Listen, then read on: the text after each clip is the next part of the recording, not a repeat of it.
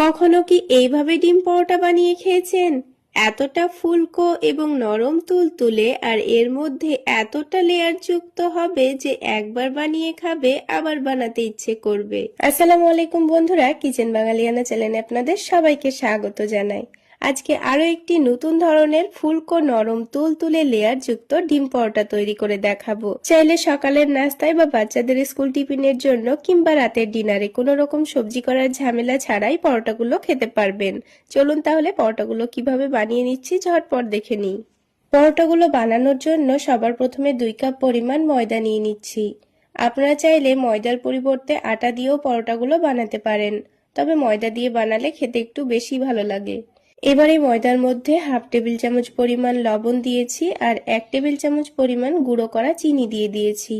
তারপর half table চামচ পরিমাণ বেকিং পাউডার দিয়ে দিচ্ছি। চাইলে বেকিং পাউডারটা আপনারা না দিতেও পারেন। এবার শুকনো উপকরণগুলোকে একটু চামচ দিয়ে ভালোভাবে মিশিয়ে নিচ্ছি আর মধ্যের জায়গাটা একটু ফাঁকা করে নিয়েছি। এবার এখানে হাফ কাপ মতো পানি দিয়ে দিচ্ছি আর এই পানিটা কিন্তু উষ্ণ গরম পানি নিয়েছি। আর এই পানির মধ্যে 1 টেবিল চামচ পরিমাণ সয়াবিন তেল দিয়ে দিচ্ছি। এবার ময়দাটাকে ভালোভাবে মেখে নেব। এই হাফ কাপ পরিমাণ পানিতে কিন্তু ময়দাটা মাখা হবে না, বারে বারে অল্প অল্প করে পানি দিয়ে ময়দাটা মেখে নিতে হবে। তো আরো হাফ কাপ পানি নিয়ে আমি অল্প অল্প করে দিয়ে ময়দাটা ভালোভাবে মেখে নিচ্ছি। পানির পরিমাণটা কিন্তু বুঝে নিয়ে দিয়ে দিতে হবে, তা না হলে ময়দাটা কিন্তু অনেকটাই নরম হয়ে যেতে পারে।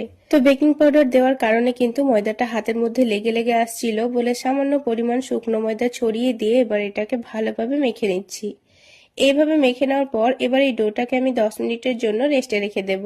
10 মিনিটের মধ্যেই কিন্তু ডোটা অনেকটাই স্মুথ তৈরি হয়ে যাবে।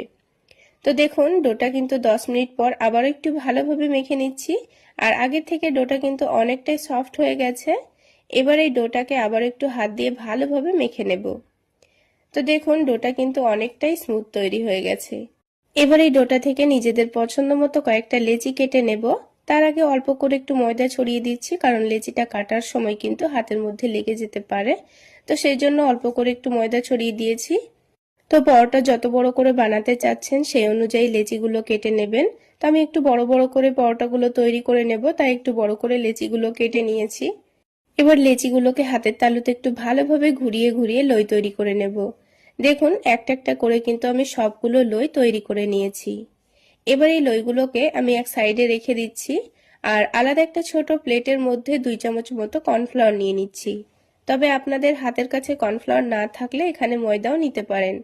আর 4 টেবিল চামচ পরিমাণ সয়াবিন তেল দিয়ে দিয়েছি। এবার সবকিছু একসঙ্গে ভালোভাবে মিশিয়ে